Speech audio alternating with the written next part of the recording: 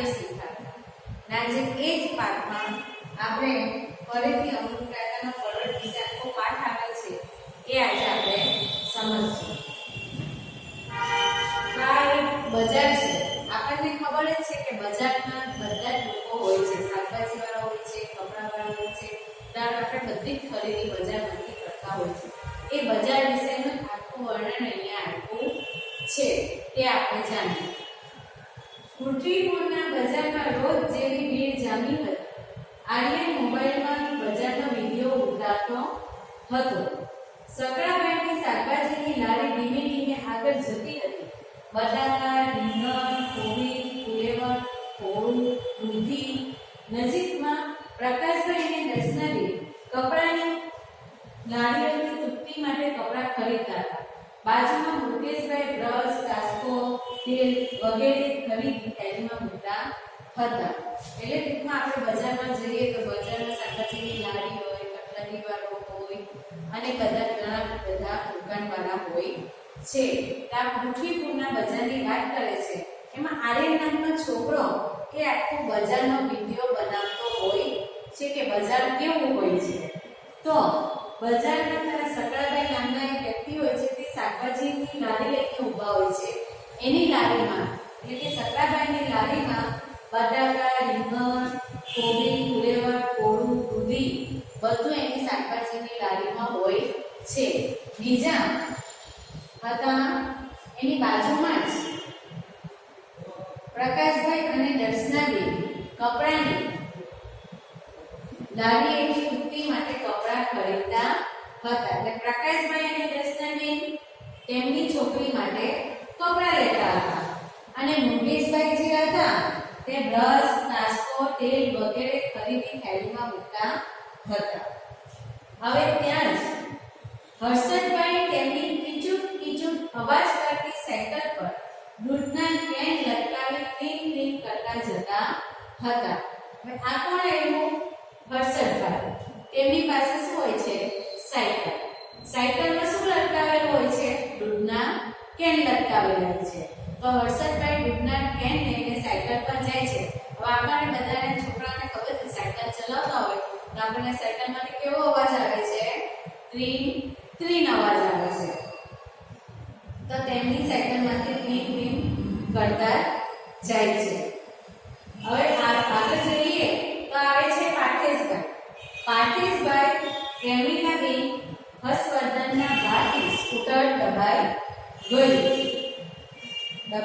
હતું અને શ્રીધરભાઈ ફૂટકા લઈ બજાર વચ્ચે જતા હતા કે બજારમાંથી ત્યાં સ્કૂટર વાળા ભાઈ નીકળે. એના ઉપર ત્રણ સવારી હતી. તો કોણ કોણ હતા સ્કૂટર ઉપર?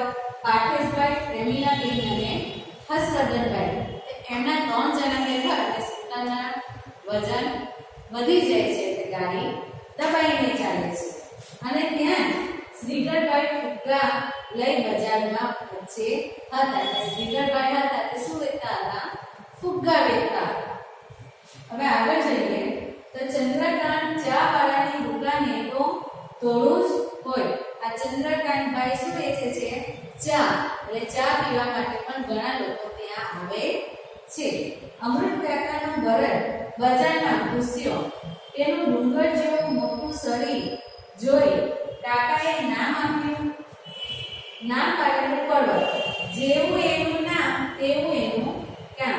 કાકાના હાથમાંથી દોરડું છોડાવી એ તો દોડ્યો ને બજારમાં જાય. એટલે જે બળદ હોય છે અમૃત કાકાનો બળદ તે એના પોતાના બળદને દોરડું બાંધ્યું અને દોરડું લઈને જાય છે. પણ દોરડું હાથમાંથી જેવું છૂટી જાય છે તેવો બળદ બજારમાં દોડતો જાય છે. હવે સ્વાભાવિક છે કે જો બજારમાં બળદ દોડે તો કેવી હાલત થાય? બજારમાં બળદ દોડે એટલે બધા અસ્તવ્યસ્ત થઈ જાય. ઘણા લોકો પડી ગયા, ઘણા લોકોને લારીમાંથી શાકભાજીઓ બધા નીચે પડી ગયા. એક બીજા વ્યક્તિ એકની ઉપર એક બધા પડવા લાગ્યા. કારણ કે બળદથી દોડતો હોય તો કોને બીક ન લાગે? લાગે ને બીક. એટલે બધા આડા અવળા થાય છે ને આખું જે બજારનું વાતાવરણ હોય ત્યાં ધમાચકડી મચી જાય છે અને ઘણા લોકો પડી પણ જાય છે અને લારીમાંથી શાકભાજી પણ પડી જાય છે. મતલબ બજારમાં જેટલા લોકો હતા એના નામ હવે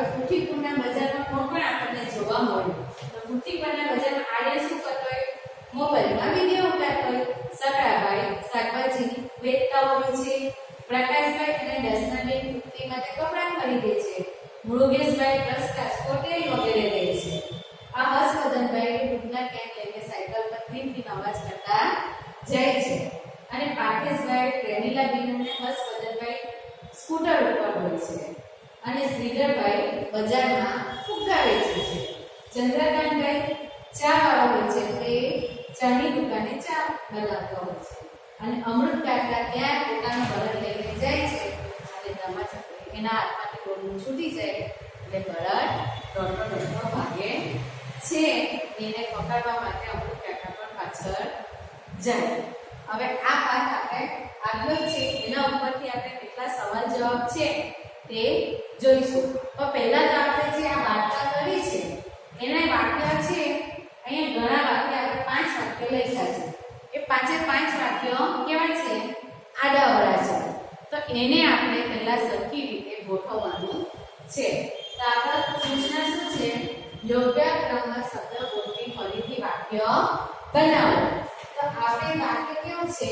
આડાઅવળું છે. જુઓ અહીંયા શું લખ્યું છે? પહેલું વાક્ય બજારનો વિડિયો આર્યન અને ઉડાતો હતો. આ વચ્ચે લાઈન આપી છે, તમને જુઓ. એટલે શું? આ શબ્દ અહીંયા સુધીનું એક વાક્ય, આ બીજું વાક્ય અને આ ત્રીજું વાક્ય. 3 વાક્ય છે. અને એ કેવા છે? આડાઅવળા છે. તે તમારે એને સરખા ગોઠવવાના છે. તો જુઓ, બજાર આપણે વાંચીએ તો શું વાંચે? બજારનો વિડિયો આર્યન ઉડાતો હતો. એવું આપણે વાર્તા વાંચીએ એમાં આવ્યું છે નહીં ને? એમાં શું વાક્ય આવ્યું છે? આર્યન મોબાઈલમાં બજારમાં વિડિયો ઉડાડતો. પહેલું નામ કયું આવ્યું? આર્યન. એટલે અહીંયા આર્યન આપ્યું છે તો આપણે અહીંયા આર્યન લખીશું. આપણે ચોકથી લખીએ છીએ બીજા, જેથી તમને ખ્યાલ આવે કે જવાબ કયો છે અને સવાલ કયો છે. તો આપણે અહીંયા પહેલું વાક્ય લખીશું, શબ્દ લખીશું આર્યન. હવે બીજું તો શું આવે છે? બીજું બજારમાં વિડિયો ઉડાડતો હતો.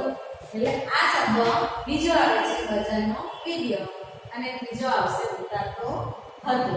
એટલે આ બજારનો વિડિયો લખીશું.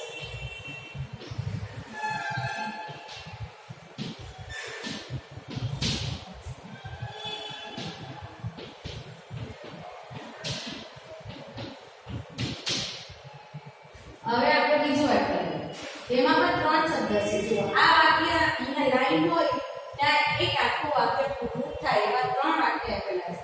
લઈને જતા હતા, શાકભાજીની લારી અને સરદાર. આ વાક્ય કેવું છે? વાંચીએ તો પણ અટપટું છે. એટલે આપણે એને સરખી રીતે ગોઠવવાનું છે. તો આપણે જોયું, તો અહીંયા શું જોયું? પહેલા શું નામ આવે છે? સકરાભાઈ. એટલે આપણે સકરાભાઈ લખીશું. પછી શું આવે છે? શાકભાજીની લારી અને પછી આવશે લઈને જતા હતા. એટલે અહીંયા આપણે પહેલા લખીશું સકરાભાઈ. સકરાભાઈ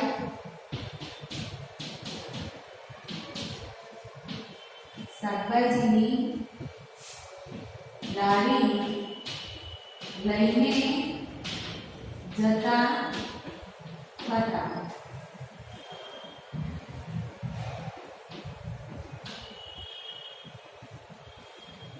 ત્રીજો વાક્ય છે તેમાં તેના માટે કપડા. પછી લાઈન છે કે આ વાક્ય અહીંયા પૂરું થયું.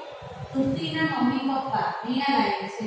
આ બીજું વાક્ય પૂરું થયું ના ત્રીજું. આ 3 વાક્ય આપણે ફરીથી ગોઠવવાના છે. તો તૃપ્તિ માટે તો આપણે તૃપ્તિ વાળું વાક્ય પાઠમાં જોયું ને, આપણે તૃપ્તિ શોધી નાખીએ. તો જુઓ અહીંયા છે, જુઓ પ્રકાશભાઈ અને દર્શનાબેન કપડાની લારીએથી તૃપ્તિ માટે કપડા ખરીદતા હતા. એટલે પ્રકાશભાઈ અને દર્શનાબેન કોણ છે? એના મમ્મી પપ્પા. એટલે અહીંયા લખું તૃપ્તિના મમ્મી પપ્પા તેના માટે કપડા ખરીદતા હતા. તૃપ્તિના મમ્મી પપ્પા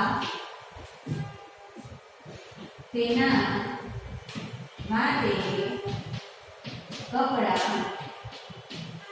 ખરીદતા હતા. હવે છે દૂધ.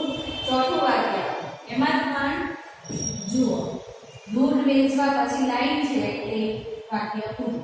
હર્ષદભાઈ ફરી વાર લાઈન છે એટલે બીજું વાક્ય ના ત્રીજું. એટલે આપણે 3 વાક્ય ગોઠવવાના છે. તો પહેલું આપણે જોઈએ તો અહીંયા કોણ આવશે બોલો? દૂધ વેચવા હર્ષદભાઈ નીકળ્યા હતા.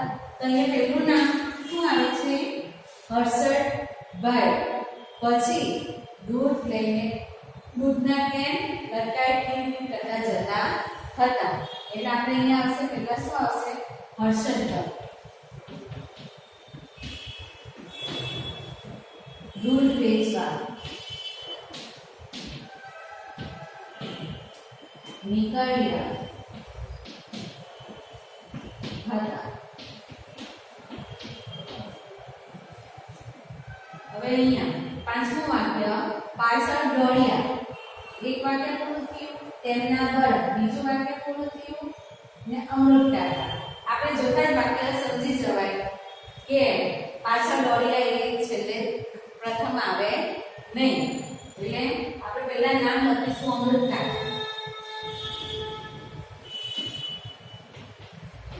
અમૃત કાકા તેમના બળદ પાછળ દોડ્યું. હવે આપણે અહીંયા પ્રશ્નો પૂરા થાય છે. હવે આપણે આગળના બીજા પ્રશ્નો આપણે લઈએ છીએ તે તમે ધ્યાનથી જોજો. વિદ્યાર્થી મિત્રો, આપણે આગળ જે પ્રશ્નો જોયા હતા હવે ત્યાર પછીના આપણે બીજા પ્રશ્નો આગળના જોઈશું. એ પણ આપણે જે અમૃત કાકાનો પેટર્ન શીખી ગયા બાદ એમાંથી આ પ્રશ્ન આવે છે. તો એમાં આપણે કોણ જોયું? તો આપણે પહેલા બજારનું નામ શું હતું? પૃથ્વીપુર. પૃથ્વીપુરનું બજાર હતું. એમાં પહેલા શું જોયું કે આર્યન મોબાઈલ લઈને વિડિયો ઉતારતો હોય છે. પછી ત્યાં આપણે બીજો પોઈન્ટ શું જોયો કે સકરાબાઈ. તો સકરાબાઈ શાકભાજીની લારી લઈને જતા હોય છે. પછી પ્રકાશભાઈ અને પેલા દર્શનાબેન એની છોકરી એટલે કોણ હોય છે? ટુકટી. તો ટુકટી માટે કપડાં ખરીદતા હોય છે. પછી નામ આપ્યું હતું હર્ષવર્ધનભાઈ. તો હર્ષવર્ધનભાઈ શું કરે છે? હર્ષવર્ધનભાઈ પોતાની સાયકલ પર દૂધના કેન લઈને જાય છે. એની આગળ આપણે જોયું તો શ્રીધરભાઈ. તો શ્રીધરભાઈ શું કરે છે? તો શ્રીધરભાઈ ફુગ્ગા લઈને ઊભા હોય છે. અને ત્યાં આપણે આગળ બીજા જોયા તો ચંદ્રકાંતભાઈ આવે છે. એ ચા વાળાની દુકાન લઈ રાખી હોય છે એટલે ચા વેચાવે છે. ને ત્યાં અમૃત કાકા આવે છે. તો અમૃત કાકા એકલા તો આવતા નથી. અમૃત કાકા કોની સાથે આવે છે? એના બળદ સાથે આવે છે. તો અમૃત કાકાનો જે બળદ છે એનું નામ શું હોય છે? પર્વત હોય છે. એટલે પેલા સામેવાળા વ્યક્તિ જેવો બળદને જોઈને કે આ જેવું એને કે ડુંગરા જેવું શરીર છે જેવું એનું કામ એ આપણે પાઠમાં જોયું છે. અને એના ઉપરથી જ આપણે કેટલાક પ્રશ્ન આવ્યા છે. તો આપણે બજાર વિશેમાં આખી સમજૂતી મેળવી છે. તો બજારમાં આપણે તમારા મમ્મી પપ્પા સાથે કોઈની સાથે તો તમે બજાર જતા જ હોય છે. અને બજારમાં આપણે ઘણી વસ્તુ છે ત્યાં એવું નથી કે આપણે ખાલી ફક્ત શાકભાજી લેવા જ જઈએ છીએ. ત્યાં તો આપણે ઘણી દુકાન જોઈએ છે. તો શાકભાજી હોય તો શાકભાજી લઈને બેઠા હોય છે એની પાસે આપણે શાકભાજી લઈએ છીએ. જો આપણે કટલેરીની જરૂર હોય તો કટલેરીની દુકાનમાં જાય છે. કરિયાણાની દુકાન હોય છે. જો આપણને કરિયાણાની ખરીદી કરવી હોય દાળ ચોખા તુવેર દાળ એ વસ્તુ આપણે ઘરમાં રસોઈ બનાવવા માટે જે વસ્તુ જોઈતી હોય એની ખરીદી કરવી તો ત્યાં પણ આપણે બજારમાંથી કરી શકીએ છીએ. કપડાં જોઈતા હોય તો કપડાની પણ ખરીદી આપણે કરી શકીએ છીએ. એટલે બજાર કંઈ નાનું વસ્તુ હોતું નથી. બજાર તો ઘણું મોટું હોય છે. ત્યાં એમાં આપણે જુદી જુદી દુકાનો પણ હોય છે. દુકાન તો હોય જ છે પણ સાથે સાથે ફેરિયાઓ પણ હોય છે. તો અહીંયા આપણે જો શ્રીધરભાઈ ફુગ્ગાવાળો એ એક ફેરિયો હોય છે. તે પોતાના ફુગ્ગાનું વેચાણ થાય તે માટે બજારમાં અહીંયાથી ત્યાંથી અહીંયા જતો હોય છે અને એના પોતાના ફુગ્ગાનું વેચાણ કરે છે. શાકભાજી વાળાને એ જ હોય છે કે દરેક જુદા જુદા લોકો શાકભાજી લઈને બેઠા હોય છે અને શાકભાજી પણ જુદું જુદું હોય છે. ચાલો આપણે આ પ્રશ્નનો ઉત્તર જોઈએ. પહેલો પ્રશ્ન છે બળદનું નામ શું હતું? તો તમે બોલો બળદનું નામ આપણે શું હતું? આપણે પાઠ ભણ્યા ને તો બળદનું નામ હતું પરવા. બીજો પ્રશ્ન છે સકરાભાઈ લારીમાં શું શું વેચતા હતા? તો આપણે પાઠમાં જે નામ હતા એ જ આપણે અહીંયા નામ લખ્યા છે કે સકરાભાઈ લારીમાં બટાકા, રીંગણ, કોબી, ફુલેવર, કોળું, દૂધી વેચતા હતા.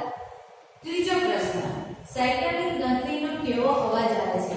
તમે સાયકલ ચલાવતા જ હોય છે એટલે તમને ખબર હોય કે સાયકલમાં ઘંટડી આપેલી છે. તો આપણે ચલાવતા હોય તો આપણે ઘંટડી વગાડવાનો ખૂબ મજા આવે છે. એટલે આપણે સાયકલ ચલાવતા જઈએ છીએ અને ઘંટડીમાંથી કેવો અવાજ કાઢતો હોય છે? ટ્રીન ટ્રીન ટ્રીન. એટલે અહીંયા પણ સાયકલની ઘંટડીનો અવાજ કેવો આવે છે? ટ્રીન ટ્રીન. કોણ ફુગ્ગા વેચતું હતું? તો શ્રીધરભાઈ ફુગ્ગા વેચતા હતા. બળદ કોનો હતો? તો બળદ અમૃત કાકાનો હતો. આટલા પ્રશ્નનો ઉત્તર થયા. હવે આગળ આપણે આ શબ્દનો ઉપયોગ કરીએ. એટલે ઉપયોગ કરીએ એટલે કેવી રીતે કે જે શબ્દ અહીંયા ટીચરે લખ્યા છે એ આપણે જે વાક્ય બનાવે એમાં એ શબ્દનો ઉપયોગ થઈ એનો હોવો જોઈએ. જેમ કે પ્રકાશ, તો પ્રકાશ માંથી ઘણા વાક્ય બની શકે છે. જેમ કે સૂરજ પ્રકાશ આપે છે, મારા દોસ્તારનું નામ પ્રકાશ હતું, મારી બારીમાંથી પ્રકાશ આવે છે. એમ પ્રકાશ ઉપરથી જ આપણે આવી રીતે 3-4 વાક્ય બનાવી શકીએ છીએ. એવું નથી કે અસાઇનમેન્ટમાં ટીચરે જે વાક્ય લખ્યું એ જ તમારે લખવું જોઈએ. તમે તમારી વિચારધારા પ્રમાણે પણ વાક્ય લખી શકો છો. હવે ટીચર અહીંયા લખે છે કે સૂરજ પ્રકાશ આપે છે ને તમે પહેલા જેમ લખો કે મારા ફ્રેન્ડનું નામ પ્રકાશ છે કે મારા ભાઈનું નામ પ્રકાશ છે તો પણ ચાલશે. મતલબમાં પ્રકાશ શબ્દનો ઉપયોગ કરવો જોઈએ. તો આપણે અહીંયા વાક્ય લખીશું સૂરજ પ્રકાશ આપે છે. ગૃહકાર્ય, તો તમે ગૃહકાર્ય ઉપરથી એ શબ્દનો ઉપયોગ કરીને પણ તમે અલગ અલગ વાક્ય બનાવી શકો છો. બીજું કે હું નિયમિત ગૃહકાર્ય કરું છું, હું મારા ભાઈ બહેનને ગૃહકાર્ય કરવામાં મદદ કરું છું, અથવા હું મારા ફ્રેન્ડને ગૃહકાર્ય નહીં આવડતું હોય તો હું એને સમજ આપું છું. એમ ઘણા વાક્ય ગૃહકાર્ય ઉપરથી પણ બની શકે છે. પણ આપણે અહીંયા લખીશું કે હું નિયમિત ગૃહકાર્ય કરું છું.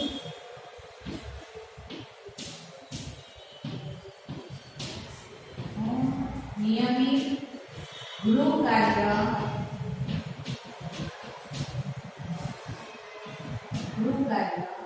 કરું છું. ત્રીજો શબ્દ પપ્પા. પપ્પા ઉપરથી તો આપણે બનાવીએ એટલા વાક્ય બનાવી શકીએ કે મારા પપ્પા મને દરરોજ વાંચન કરાવે છે, મારા પપ્પા મને ચોકલેટ અપાવે છે, મારા પપ્પા સાથે હું ગાડી ઉપર ફરવા જાઉં છું, મારા પપ્પા અમને બધી જ જગ્યામાં ભાઈ બહેન અમે સાથે ફરવા જઈએ છે. એમ પપ્પા ઉપરથી પણ ઘણી વાક્ય બની શકે છે. તો તમને જે ગમે તે વાક્ય તમે બનાવી શકો છો. આપણે અહીંયા લખીશું મારા પપ્પા મને દરરોજ વાંચન કરાવે છે. અથવા તમે એમ પણ લખી શકો કે મારા પપ્પાએ મને સાયકલ અપાવી, મારા પપ્પાએ મને ચોકલેટ અપાવી, મારા પપ્પા સાથે ફરવા જાઉં છું. ગમે તે વાક્ય તમે બનાવી શકો છો. બજાર, તો બજારમાં આપણે બજાર ઉપરથી એ બનાવી શકીએ કે મારા મમ્મી સાથે બજાર જાઉં છું, પપ્પા સાથે બજાર જાઉં છું, બજારમાં મારે કંઈ કોઈ વસ્તુની ખરીદી કરવી હોય તો પણ જાઉં છું. બજાર ઉપરથી પણ ઘણા શબ્દો તમે બનાવી શકો છો. આપણે અહીંયા લખીશું બજારમાં ઘણી વસ્તુઓ વેચાય છે. અથવા તમે એમ પણ લખી શકો કે હું મારા મમ્મી સાથે બજાર જાઉં છું. એટલે સાયકલ, તો મને સાયકલ ખૂબ ગમે છે. એમ વાક્ય બને. બીજું કે હું મારા દોસ્ત સાથે સાયકલ ઉપર જાઉં છું. મને સાયકલ ચલાવવાની ખૂબ મજા આવે છે. મતલબ આપણે એક જ શબ્દનો ઘણી વખત એક જ શબ્દનો આપણે ઘણી વાર ઉપયોગ કરીને વાક્ય જુદા જુદા બનાવી શકીએ છે. એક જ શબ્દને આપણે 3 થી 4 વાક્ય કે વધારે પણ વાક્ય બનાવી શકીએ છે. તો સાયકલ, તો અહીંયા આપણે સાયકલ લઈશું. મને સાયકલ ખૂબ ગમે છે. આ રીતે તમે કોઈ પણ શબ્દનો ઉપયોગ કરો. આના સિવાયના પણ શબ્દો આવતા હોય તો તમે ઉપયોગ કરી શકો છો. ધારો કે પંખો, તો પંખો તો ઉનાળામાં પંખા વગર આપણાથી રહેવાતું નથી. પંખો ફરતો હોય તો જ આપણને ઉનાળામાં ઠંડક લાગે, કારણ કે ઉનાળામાં ગરમી લાગે એટલે પંખાની જરૂર છે. એમ ઘણી આપણે વાક્ય બનાવી શકીએ. હવે આટલી જે તમે ભણાવી એ તમે નોટમાં ઉતારી લેજો. નમસ્તે.